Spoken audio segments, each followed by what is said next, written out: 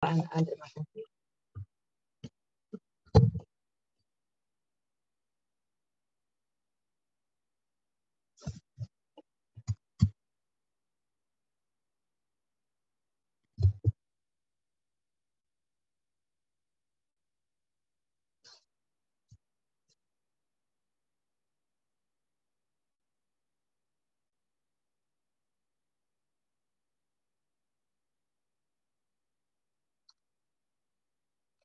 Baik, terima kasih. Assalamualaikum warahmatullahi wabarakatuh. Selamat siang, salam sejahtera bagi kita semua, Bapak Ibu. Waalaikumsalam warahmatullahi wabarakatuh. Selamat siang. Selamat siang semuanya, para pejuang PAD. Baik, Bapak Ibu, semoga tidak bosan ya dengan pertemuan kita yang sifatnya series mingguan, Bapak Ibu.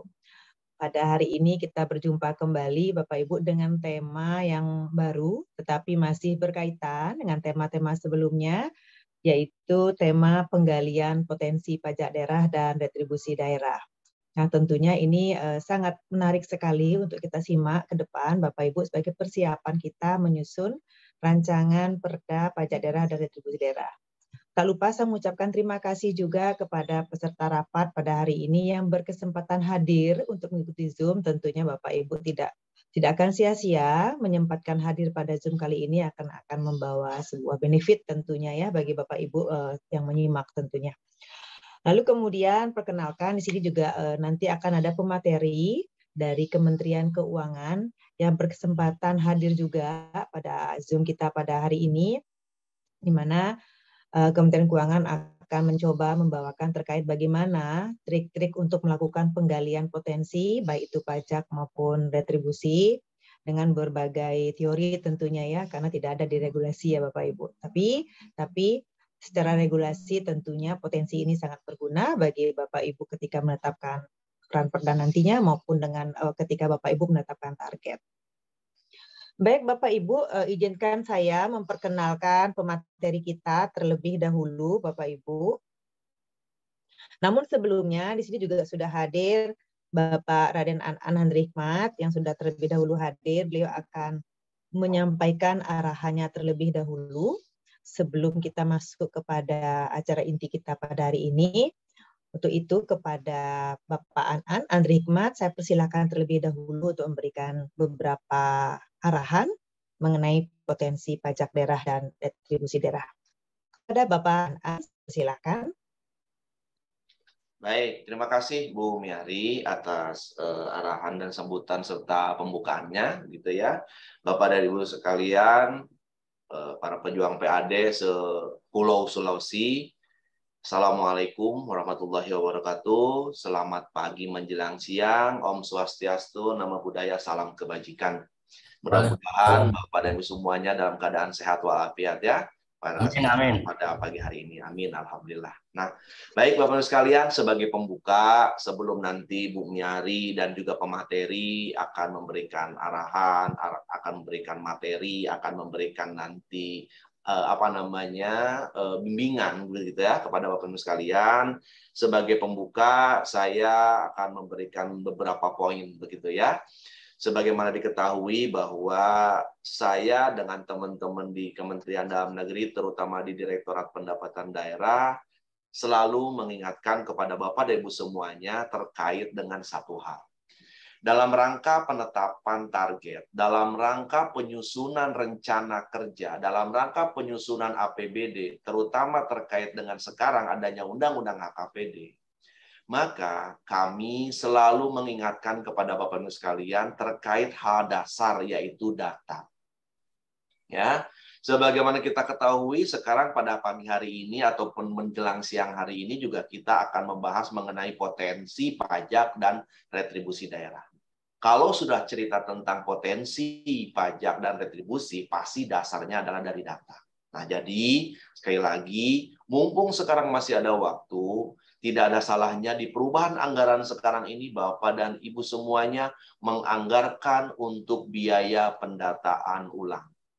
Sekali lagi, menganggarkan biaya pendataan ulang. Karena kalau Bapak dan Ibu semuanya tidak melakukan proses pendataan ke lapangan, maka Bapak dan Ibu tidak akan sampai dengan kapanpun tidak akan memiliki data potensi yang real.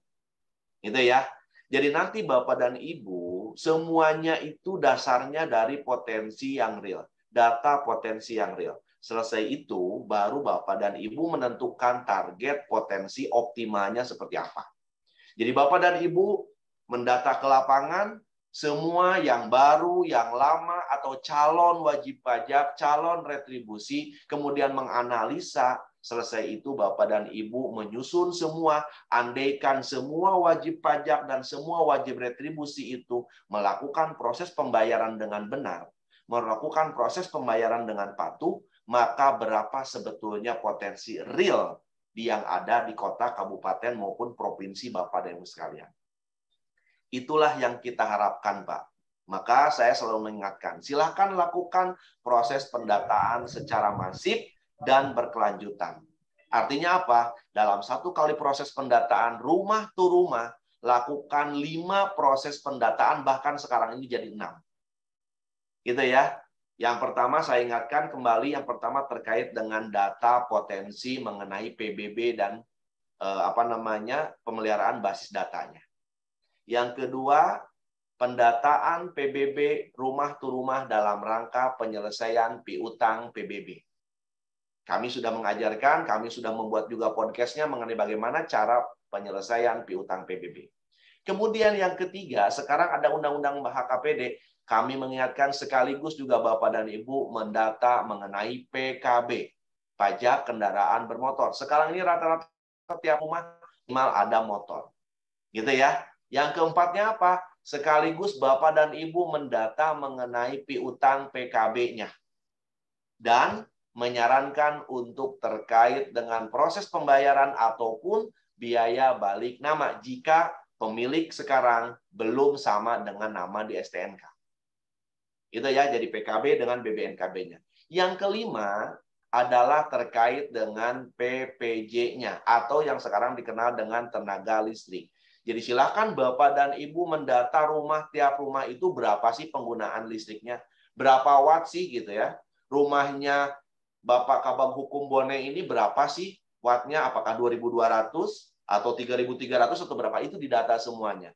Silahkan sandingkan antara NOK, NIK dengan nomor pelanggannya. Jadi nyambung Pak, oh nomor NIK sekian itu memiliki NOP sekian dan memiliki nomor pelanggan sekian. Gitu ya, itu 5 hal pokok yang harus didata. Dan satu tambahannya, jika memang ternyata rumah atau bangunan tersebut dijadikan tempat usaha dan menjadi objek pajak, silahkan itu juga didata. Misalnya rumah ini ternyata kafe gitu ya. Nah, berarti kan masuk kepada pajak restoran yang nanti akan berubah menjadi pajak PBJT restoran gitu ya. Jadi ada 5 hal pokok yang harus dilakukan proses pendataan, kemudian ditambah 1 hal tambahan jika memang itu objek pajak lainnya. Nah, kalau Bapak dan Ibu sudah melakukan proses pendataan itu ke lapangan, ya, Bapak hitung semuanya, Ibu hitung semuanya, andaikan mereka semua itu patuh membayar pajak dan retribusinya.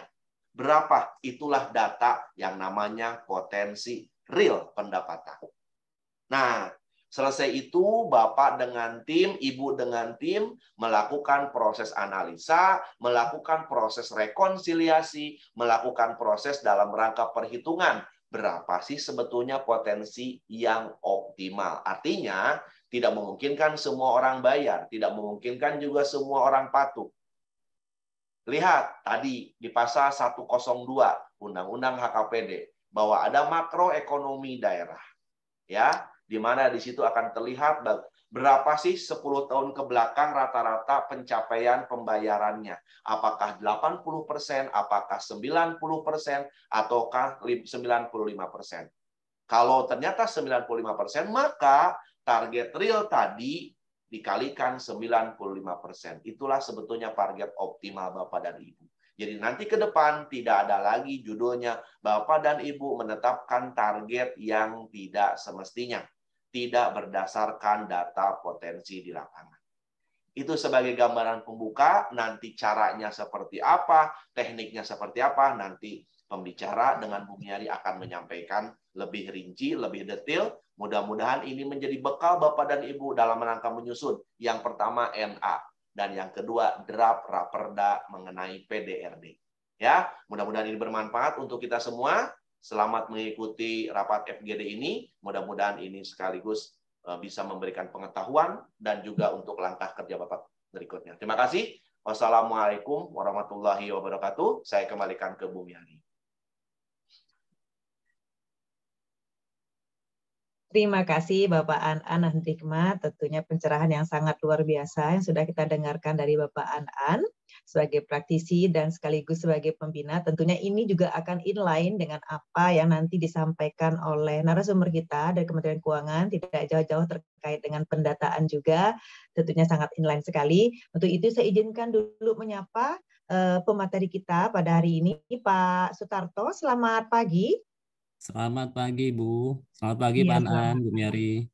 Selamat pagi, Pak Tarto. Alhamdulillah, terima kasih ya hadir nih, Pak Tarto. Terima kasih banyak Bapak. Siap. Mohon izin bergabung ini. Silakan, Pak. Aduh, alhamdulillah. Sama-sama belajar ini.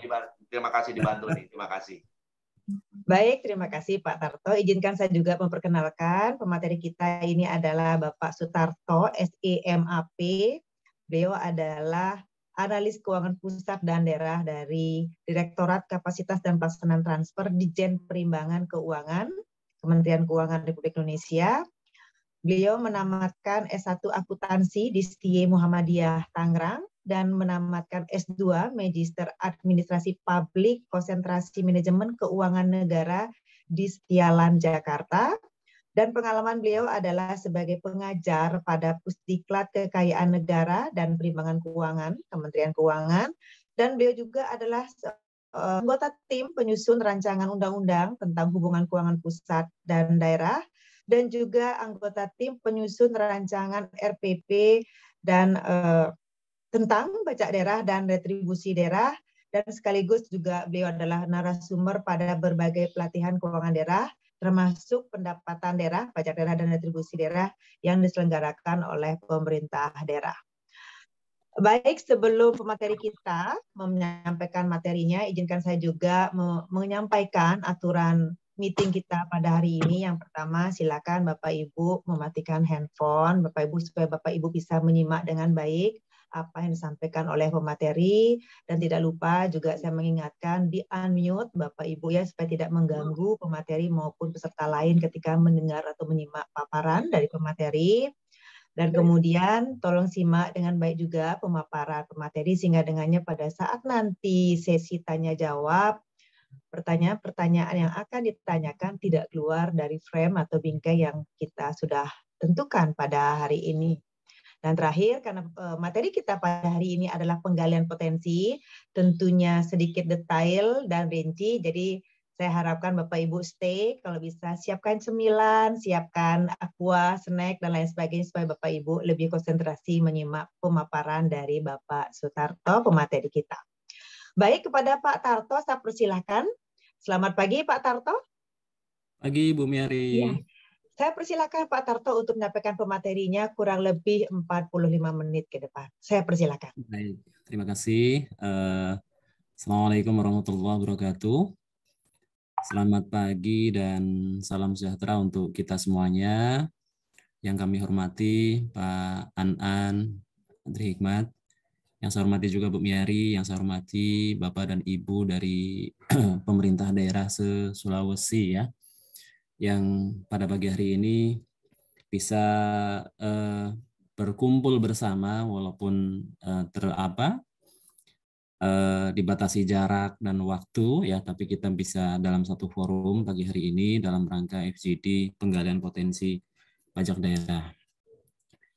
Bapak dan Ibu sekalian, izin sebelum ke materi ya, pertama barangkali kami sampaikan terima kasih atas waktu dan kesempatan yang diberikan pada Pak An, Bu Miari ya, untuk saya tidak ingin mengatakan bahwa saya ingin mengajari Bapak Ibu sekalian, tidak, jauh dari kata itu, karena yang pasti Bapak Ibu tentu jauh lebih mahir ya, jauh lebih memahami karena sebagai pelaku di lapangan. Kalau kami di pemerintah pusat, kami di Kementerian Keuangan kan terkadang hanya sebatas memahami teori, yang kemudian juga seringkali kacamata kami tidak sampai pada hal-hal detail kondisi lapangannya seperti apa gitu. Jadi untuk itu pada kesempatan yang berbahagia ini. Izinkan barangkali ini hanya sekedar ya sedikit berbagi informasi, pengetahuan, ya, mindset dan membuka wawasan kita semuanya. Sekaligus juga mohon izin nanti Bu Miari selaku salah satu guru saya ini, apalagi Pak Anaan ya, yang beliau selaku praktisi dan pembina yang tentu jauh lebih memahami dan jauh lebih mahir dari saya. Mohon kiranya nanti sekiranya ada hal-hal yang kurang pas, ya mohon dikoreksi. Saya awali dengan pantun pada pagi hari ini, Bapak Ibu sekalian, teriring doa mudah-mudahan diberikan kesehatan semuanya, ya, karena memang betul sekali ya dalam beberapa waktu terakhir ada tren peningkatan kasus COVID, terutama di Jakarta, termasuk juga saya juga dalam kemarin ya, barusan kemarin ya, sempat harus isoman selama 2 minggu gitu ya. Tapi mudah-mudahan diberikan kesehatan semuanya. Pantun saya singkat aja, ikan sepat, ikan gabus, itulah nama-nama ikan, gitu ya. Ikan sepat, ikan gabus, lebih cepat lebih bagus. Saya kira saya mohon izin share paparan dulu Bu Miari ya. Silakan Pak Tarto.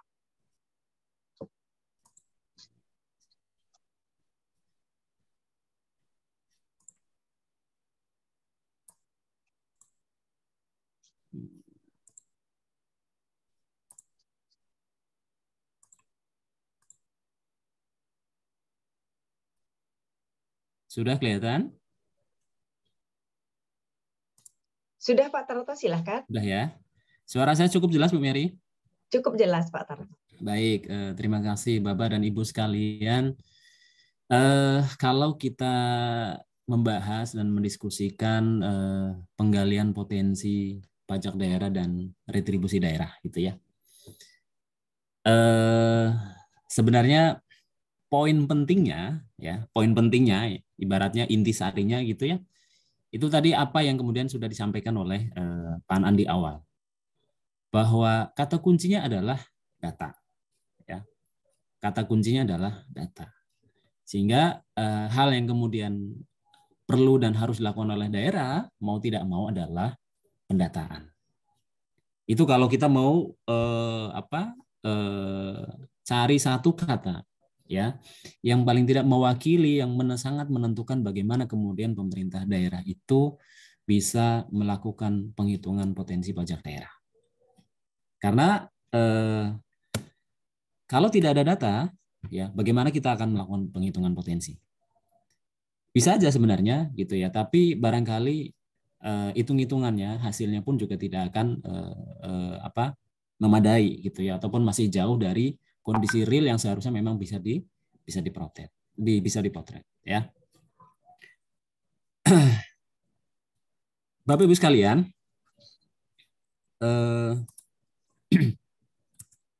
ya ada beberapa poin yang barangkali nanti kita bisa diskusikan pada kesempatan yang berbahagia ini ya. Pertama pendahuluan latar belakang, yang kedua kita nanti akan coba sedikit bisa lebih melihat secara lebih detail bagaimana sebenarnya mekanisme penggalian potensi pajak daerah, penghitungan potensi pajak daerah secara mikro dan secara makro. Yang saya yakin sebagiannya dan sebagian besarnya Bapak dan Ibu sekalian sudah melakukan di daerah.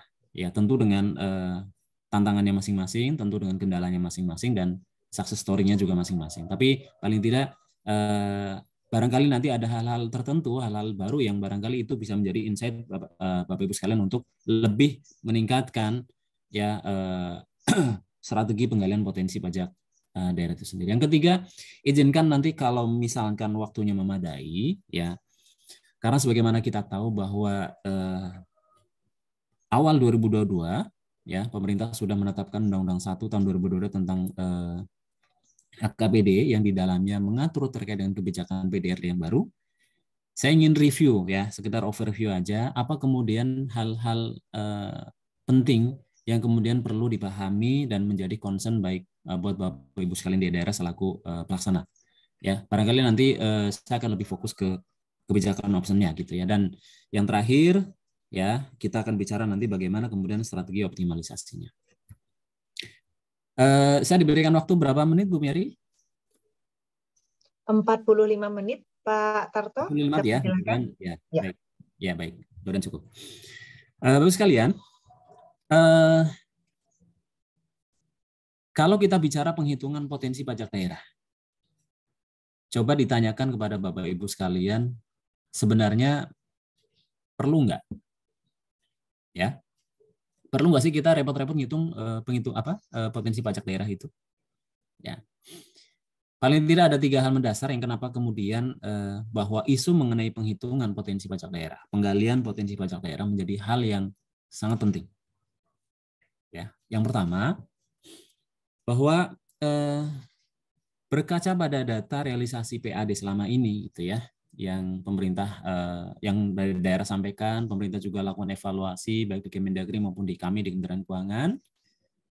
Satu hal yang bisa disimpulkan adalah bahwa pemungutan pajak daerah di Tenggarai belum optimal. Ya, antara lain tercermin dari yang pertama, masih rendahnya porsi penerimaan PAD terhadap total pendapatan APBD. Ya, kalau angka di 2020 itu angkanya sekitar 26% nasional gitu ya. Nah, 26% apakah itu tinggi, sedang, rendah?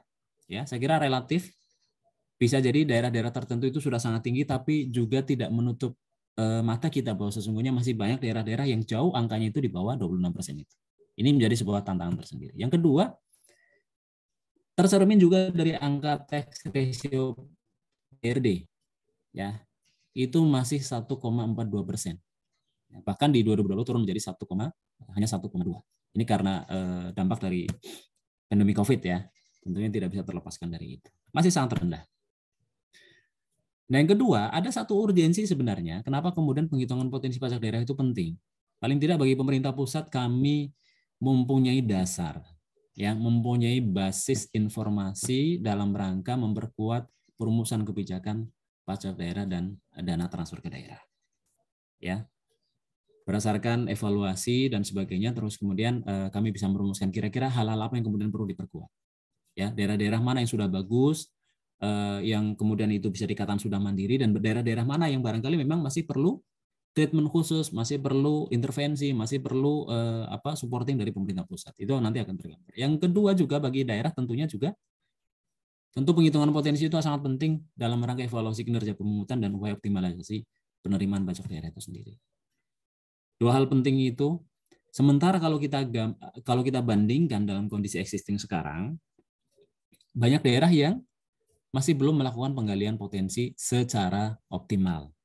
Saya yakin ya, Bapak dan Ibu semua di daerah itu sudah mencoba melakukan penghitungan penggalian potensi itu sendiri. Tapi apakah itu sudah benar atau sudah optimal? Apakah sudah menggunakan data yang relevan dan sebagainya?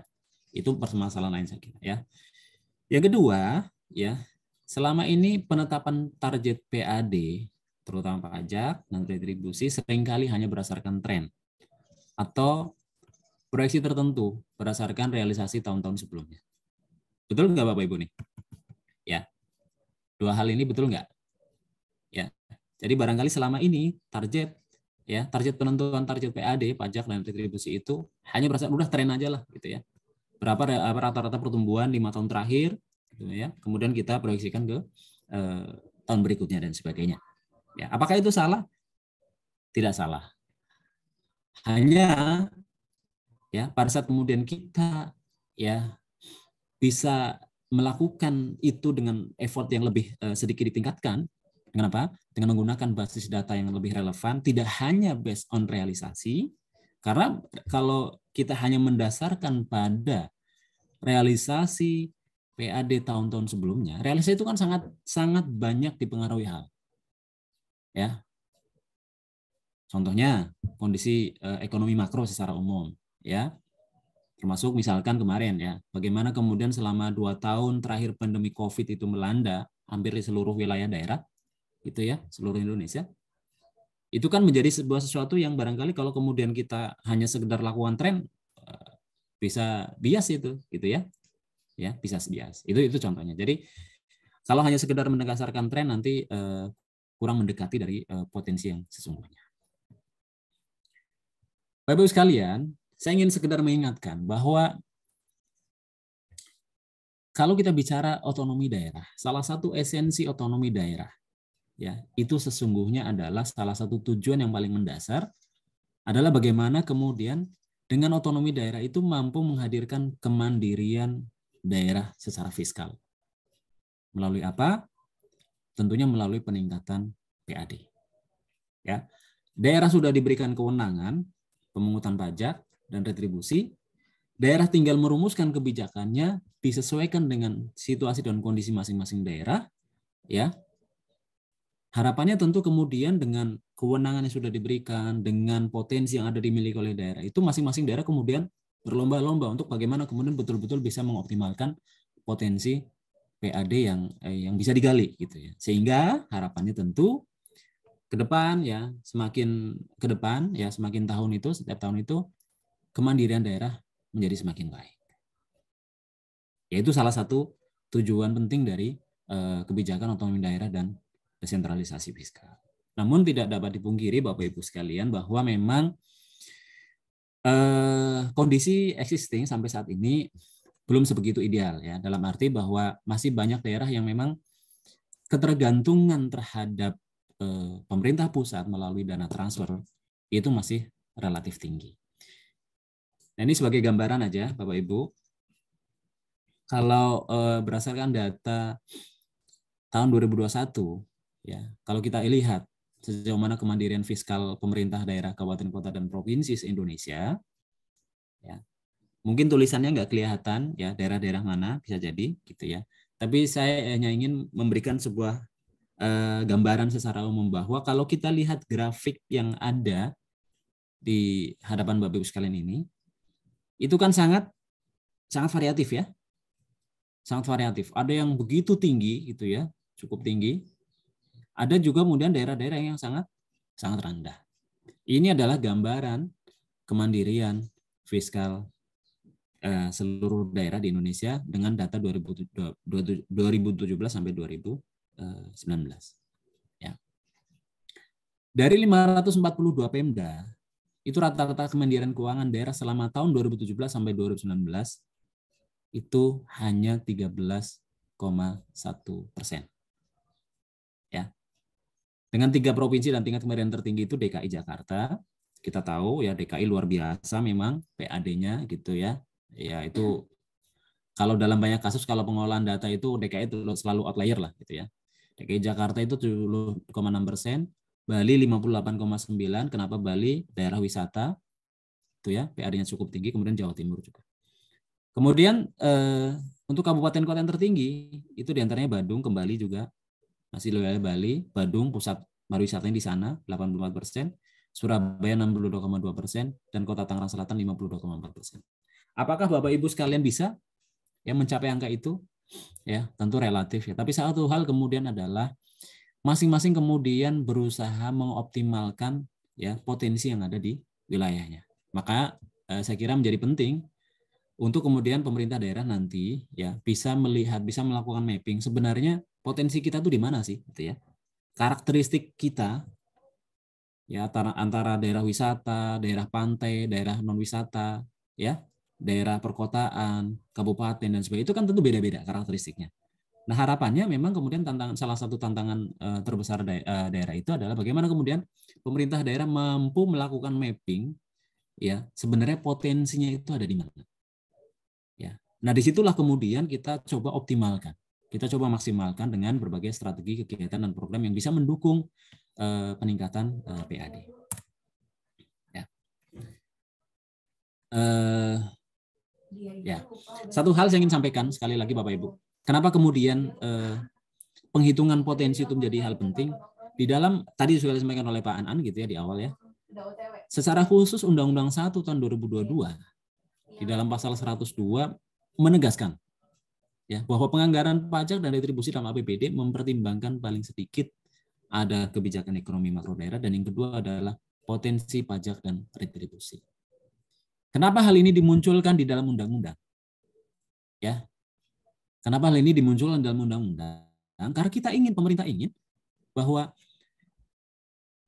penetapan target ya pajak dan retribusi PAD di dalam APBD itu bukan asal tembak gitu ya.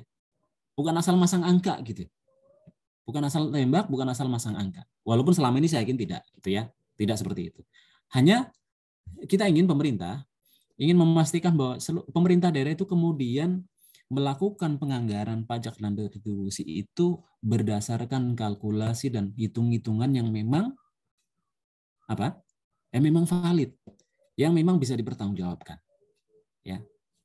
Itu. Terlepas nanti angkanya rendah, angkanya sedang, angkanya tinggi, itu masalah lain. Tapi yang terpenting kemudian adalah daerah mampu melakukan ya penghitungan potensi pajak daerah sebagai dasar ya penetapan target pajak dan retribusi yang akan dianggarkan di dalam APBD. Ya, jadi ini menjadi sebuah kewajiban Bapak sekalian saya kira karena sudah dimandatkan dalam undang-undang. Ya, ini menjadi sebuah kewajiban untuk bagaimana kemudian Bapak sekalian melakukan itu. Ya. Bapak Ibu, kalau kita bicara potensi pajak daerah, paling tidak ada beberapa literatur yang bisa kita dekati gitu ya. Seperti misalkan menurut Mardiasmo dan Makhfati tahun 2000, ya sebenarnya potensi pajak daerah itu merupakan hasil temuan pendataan di lapangan. Hasil temuan pendataan di lapangan. Sekali lagi nih, kata kuncinya hasil temuan pendataan di lapangan. Yang berkaitan dengan jumlah serta frekuensi objek pajak yang kemudian dikalikan dengan tarif dasar pajak. Itulah potensi pajak daerah. Jadi sekali lagi basisnya adalah data. Ya, Bapak Ibu sekalian bisa melakukan penghitungan potensi pajak daerah hanya dan jika hanya memiliki data yang memadai. Memiliki data yang memadai. Ya. Nah, pilihannya macam-macam gitu. Apakah bisa menggunakan data primer, ya, survei dan segala macam, bisa juga menggunakan data sekunder. Ya. Masing-masing tentu ada plus minusnya, ya. Potensi pajak sama tentu besarnya pajak daerah, ya. Karena besarnya potensi pajak daerah perlu diketahui untuk menetapkan besarnya target penerimaan pajak pada suatu periode tertentu. Ya. Nah, pertanyaannya kemudian, bagaimana kondisi di tiap Pemda? Tentu beda-beda. Ya, masing-masing punya tantangan sendiri, masing-masing punya kendalanya sendiri, ya masing-masing punya success story-nya sendiri. Tapi tentu acara-acara semacam ini menjadi sebuah hal yang penting saya kira untuk kemudian bagaimana antar daerah itu bisa saling berbagi, antar daerah bisa saling belajar, antar daerah bisa saling menguatkan. Gitu ya. Sudahkah daerah melakukan penghitungan potensi pajak daerah? Ini silakan Bapak Ibu jawab sendiri-sendiri ya. Nah, sebenarnya sederhana aja Bapak Ibu. Ya, kalau kita bicara gimana sih ngitung potensi, sederhana aja sebenarnya. Ngitung potensi itu adalah ya, kalau formula dasarnya itu adalah tarif pajak kali basis pajak daerah. Ya. Tarif pajak kali basis pajak. Kalau tarif pajak jelas, ya, tarif pajak adalah sebesar apa yang kemudian ditetapkan di dalam perda. Ya, tidak boleh tidak. Karena itu harus ditetapkan dalam perda. Masalahnya kemudian bagaimana dengan basis pajak? Ini challenging-nya tuh ada di sini sebenarnya, ya. Challenging-nya ada di dalam hal basis pajak. Informasi basis pajak itu relatif sulit didapatkan. Ya, jumlah hotel, jumlah restoran itu mungkin masih mungkin lah bisa gitu ya. Jumlah pelanggan, ya, jumlah kamar dan sebagainya, ya. Daerah itu ditantang ya untuk bagaimana bisa mendapatkan informasi mengenai basis pajak. Apa itu basis pajak? Variabel-variabel yang dianggap ya itu berpengaruh secara langsung terhadap penerimaan pajak daerah. Ya. Variabel-variabel yang dianggap sangat menentukan ya penerimaan pajak daerah. Nah, tentu nanti kita bicara basis pajak tergantung jenis pajaknya. Karena kita bicara hal yang kemudian berpengaruh secara langsung signifikan terhadap penerimaan pajak daerah. Tentu masing-masing jenis pajaknya berbeda. Nah, ini tidak mudah ya kalau tidak dikatakan relatif sulit, tidak mudah untuk didapatkan. Butuh waktu dan sumber daya yang besar. Butuh waktu dan sumber daya yang besar. Katakanlah tadi misalkan disampaikan Pak Ana di awal, pendataan. Ya, nanti saya singgung di akhir ya. Itu sebagaimana yang tadi disampaikan oleh Pak Ana, saya singgung di akhir itu sebenarnya. Pendataan Penataan itu kan kalau mau door to door gitu ya, itu kan memang butuh waktu, ya, butuh waktu, butuh sumber daya, butuh orang, gitu ya. Tidak mungkin kemudian untuk menjangkau satu wilayah daerah, gitu ya. Tidak mungkin pendataan itu bisa selesai 1 bulan, 2 bulan, 3 bulan, bahkan 1 tahun belum tentu selesai. Kemudian belum lagi sumber daya. Ini SDM kita berapa? Di Bapenda orangnya ada berapa? BPKD orangnya berapa? Ya, sangat terbatas. Kalau hanya fokus kepada pendataan, tentu yang lain-lain juga bisa jadi kemudian terbengkalai kerjaan-kerjaan lain. Belum lagi juga butuh dana. Ya, maka dari itu, Bapak dan Ibu sekalian, dalam banyak hal, ya, itu perlu dilakukan dengan pendekatan. Ya, perlu pendekatan. Misalkan kemudian tadi ya di awal saya singgung dengan tren, gitu ya, penghitungan tren. Atau juga bisa juga dengan ya nanti kita fokus kita ke sana adalah bagaimana kemudian melakukan pendataan dengan basis makro gitu ya. Baik, Bapak Ibu, saya ingin menyadarkan ya, mengingatkan kepada Bapak Ibu sekalian bahwa pada saat kita bicara mengenai potensi, ya, maka kita juga harus bisa memisahkan dan membedakan dengan tegas dengan yang namanya proyeksi. Kemudian satu lagi dengan yang namanya target. Ya, ini supaya tidak bias gitu, supaya tidak mispersepsi gitu ya. Kita nanti akan mendengar ada istilah potensi, ada juga istilah proyeksi, dan juga ada istilah target. Target, proyeksi, potensi. Mohon izin Bapak Ibu sekalian, kalau misalkan saya coba sederhanakan, saya gambarkan di dalam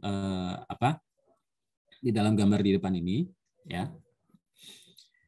Katakanlah sumbu X dan sumbu Y itu ya mencerminkan waktu dan rupiah realisasi. Itu kemudian ada 3 kurva, ya, ada A, B, dan C gitu ya. Maka kurva atau garis yang menunjukkan potensi itu kira-kira mana? Ada yang bisa ini, Bapak Ibu? Boleh kita interaksi gitu ya? A. Potensi? A. A ya, dengan Pak siapa ini? Pak Diman. Terima kasih, Pak. Oke, potensi A. Kemudian yang proyeksi yang mana? Potensi proyeksi B. Proyeksi B. Yakin ya? Proyeksi B ya? C. Proyeksi B. Oke. Kemudian target? Berarti yang target itu yang C ya? Target yang C. Betul ya? Ya. Oke. Ini Bapak Ibu jujur kan ya? Nggak, saya ingin mengatakan bahwa patut diduga gitu ya, patut diduga. Sekarang saya tidak menampilkan datanya, tapi patut diduga bahwa penetapan target pajak dan retribusi daerah selama ini ya di dalam APBD itu secara umum biasanya pada umumnya kebanyakan daerah masih jauh di bawah proyeksi, apalagi masih jauh di bawah potensi. Betul Bapak Ibu? Betul Bapak Ibu? Relatif. Relatif ya, oke lah relatif ya. Ya, ada kecenderungan secara umum seperti itu ya. Nah, tergantung nanti deltanya ya deviasinya berapa. Tapi secara umum kemudian memang penetapan target PAD itu biasanya memang masih di bawah proyeksi, apalagi kemudian di bawah potensi. Nah ini tentu banyak hal ya. Saya juga tidak dalam posisi ingin menyalahkan Bapak Ibu dalam konteks seperti itu, tidak gitu ya. Tapi tentu banyak hal yang mempengaruhi. Tapi paling tidak bahwa sesungguhnya angka C ini, grafik C ini ya tidak harus kemudian sama dengan A, sejajar dengan A, tidak. Atau juga sama sejajar dengan B juga tidak juga gitu ya. Tapi bagaimana kemudian PR kita adalah garis B itu lebih bisa mendekatkan dengan garis A, kemudian garis C ini juga bisa lebih dekat kepada garis B. Artinya, Bapak Ibu sekalian, dalam konteks penggalian potensi pajak daerah, sebenarnya ya tugas Bapak Ibu itu adalah bagaimana mendekatkan penghitungan target dengan proyeksi, dan sementara penghitungan proyeksi sendiri juga sudah lebih mendekati potensi yang sesungguhnya dapat digali. Itu Bapak sekalian. Karena kalau kemudian ini katakan mau harus di bawah, harus garis C, B dan A kemudian sejajar dalam berhimpitan gitu ya, itu hampir tidak mungkin, Tapi tugas dan tantangannya adalah bagaimana kemudian ini lebih mendekatkan supaya deviasinya itu makin sedikit, supaya deviasinya makin kecil. Itu sebenarnya itu. Ya, sebenarnya itu. Kalau tadi misalkan di sini misalkan proyeksinya itu 100M gitu ya. Proyeksinya 100M. Maka bagaimana kemudian dari proyeksi 100M itu kita bisa pasang target 90 sampai 95% katakanlah seperti itu. Ya, itu nanti kan banyak hal yang mempengaruhi gitu ya. Tapi ya, penetapan proyeksi 100M itu sendiri pun juga sudah memperhatikan angka potensi yang sebenarnya sudah sangat mungkin bisa digali. Katakanlah potensinya itu ada di 110 atau 120 gitu ya. Nah, kira-kira seperti itu. Jadi dalam kaitan dengan penggalian potensi ini, sekali lagi Bapak Ibu sekalian, tantangan kita Bapak Ibu di daerah itu adalah bagaimana lebih mendekatkan antara target yang dipasang dengan proyeksi dan mendekatkan juga proyeksi dengan potensi. Ya. Itu poin yang ingin saya sampaikan dari grafik yang ini. Kemudian Bapak sekalian, pilihan metodenya banyak gitu ya, paling tidak ada 2 lah. Ya. Ada yang baseline survei ya, kepada masing-masing wajib pajak atau lembaga yang memungut pajak gitu ya. Ini tentu kelebihannya akurasinya tinggi karena datanya valid gitu ya. Based on survei datanya valid langsung gitu ya. Jika sampelnya akurat gitu ya. Kalaupun kemudian survei itu kan juga tidak mungkin kemudian kita bisa coveragenya tidak bisa 100% gitu. Makanya perlu sampel. Nah, penarikan sampel pun juga perlu memperhatikan itu. Ya. Ada caranya sendiri bagaimana kemudian agar sampel yang diambil itu mewakili, gitu ya. Sampel yang diambil itu mewakili, gitu ya. Makanya nanti perlu ada pendekatan stratified random sampling, gitu ya. Ya, walaupun kemudian memang minusnya waktunya lama, kemudian biaya mahal. Kalau baseline survei pendataan langsung. Nah, yang kedua adalah analisis empirik terhadap data sekunder. Bapak sekalian, kita tahu bahwa di hadapan kita itu banyak sekali data bertebaran sebenarnya.